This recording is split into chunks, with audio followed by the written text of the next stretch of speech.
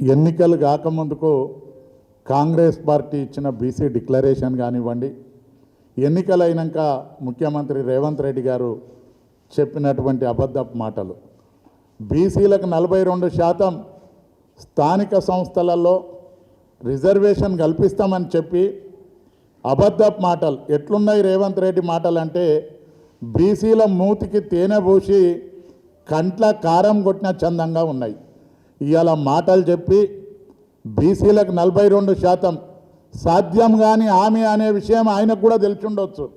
ఇప్పటిదాకా Oscar award Sonia Gandhi గారు ఈ మంచి పని చేసిండనే దానికన్నా అబద్ధాలాడి అధికారంలోకి కాంగ్రెస్ పార్టీ తెచ్చిండానికి ఇట్లా ఏమన్నా ఆస్కార్ అవార్డు ఇస్తే మాకేం అభ్యంతరం లేదు.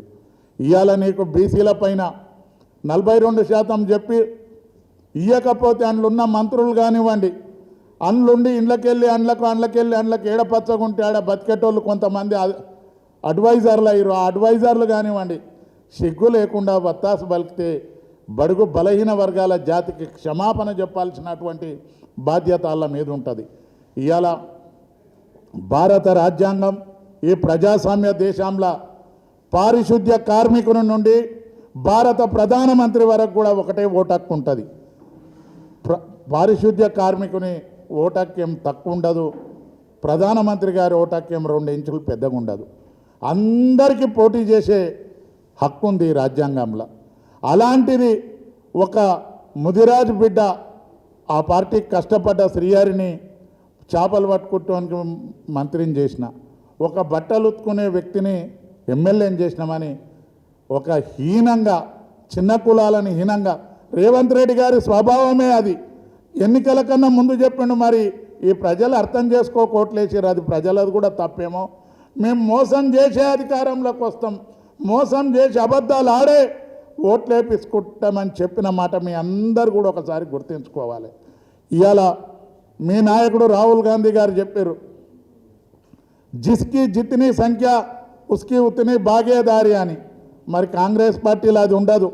గుత్పేవందో బర్యాంది, జిస్కా లాఠీ ఉస్కా బైన్స్, ఆ సిద్ధాంతం మీ కాంగ్రెస్ పార్టీలో నడుస్తూ ఉంది. ఇవాళ రేవంత్ రెడ్డి గారు ఆ కాంగ్రెస్ పార్టీలో అధికారంలో ఉన్న మంత్రులు కానివ్వండి, ఎమ్మెల్యేలు కానివ్వండి, బీసీ నాయకులారా మీతో మిమ్మల్ని మనవి చేస్తూ ఉన్నాను, మీరు ఎందుకు ఇయ్యరో చెవు బట్టి నిలదీసి అడగండి.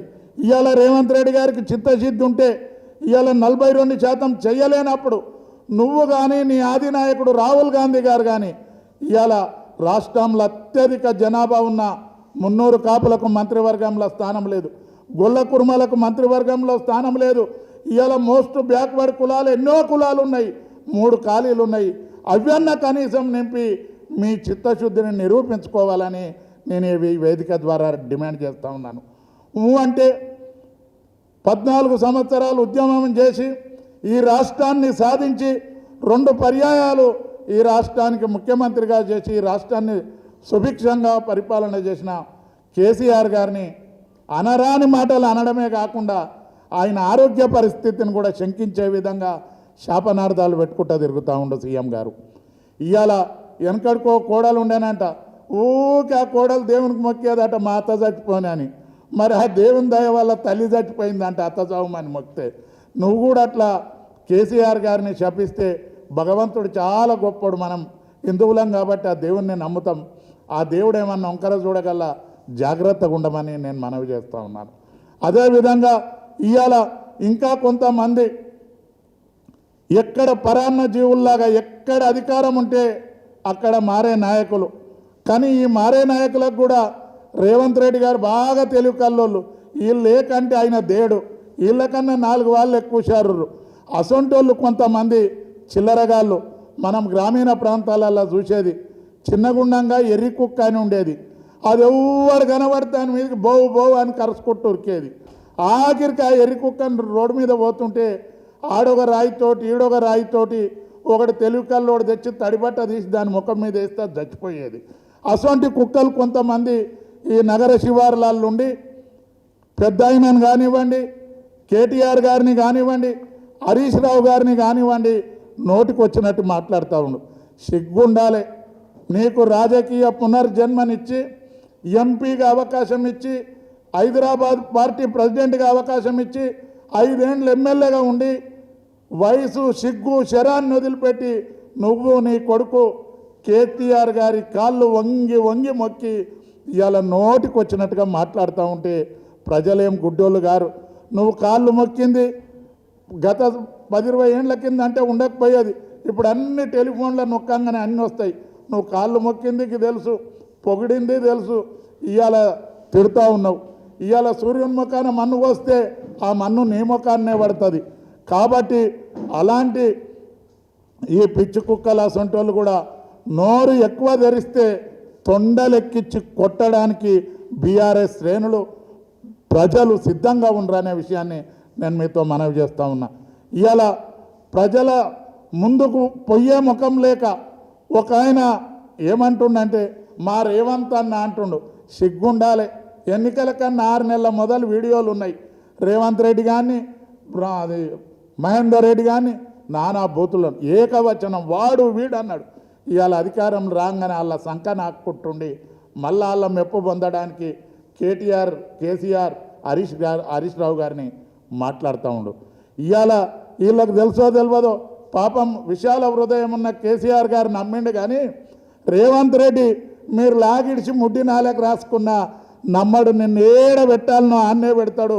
గట్టు మొరిగిన కుక్క గూదెల్లి సచ్చింది అన్నట్టు మొరిగి మొరిగి నీ పనే అయిపోతుంది. కానీ ఈ కేటీఆర్ గారికి, హరీష్ రావు గారికి, కేసీఆర్ గారికి జరిగే నష్టం ఏమీ ఉండదు అని నేను మీతో మనవి చేస్తూ ఉన్నాను.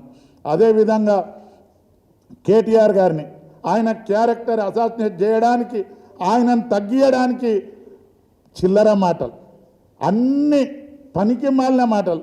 మీకు సిగ్గున్నదండి? ఏం మాటలు? ఏదో హీరోయిన్ల ఫోన్లు అంటారు. ఏం నువ్వు దర్వాజా కాడ కావాలి ఆయన హీరోయిన్లకు ఫోన్లు చేస్తుంటే నీ అమ్మ సిగ్గు తప్పిన వాళ్ళారా?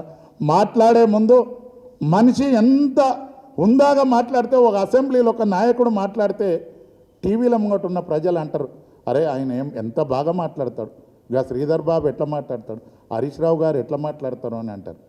ఈ వంకర తింకర మాటలు మాట్లాడితే మీ నెత్తిలో మీరే మన్ను పోసుకుంటారు. కానీ ఈనాడు బీఆర్ఎస్ పార్టీ కార్యకర్తలు కేసీఆర్ గారి నాయకత్వంలో సుభిక్షంగా పరిపాలింపబడ్డ ఈ ప్రజానికం అంతా కూడా మీకు కర్రు గాల్చి వాత పెట్టే రోజులున్నాయి. ఈ పార్టీ ఫిరాయించి ఈ పార్టీని తిట్టి మెప్పు పొందాలి అనుకునేటోళ్లకు రేవంత్ రెడ్డి కూడా కర్రుగాల్చి వాత పెడతాడు. ఆయనేం సామాన్యుడు కాడు. మీ సంగతులన్నీ ఆయనకు తెలుసు.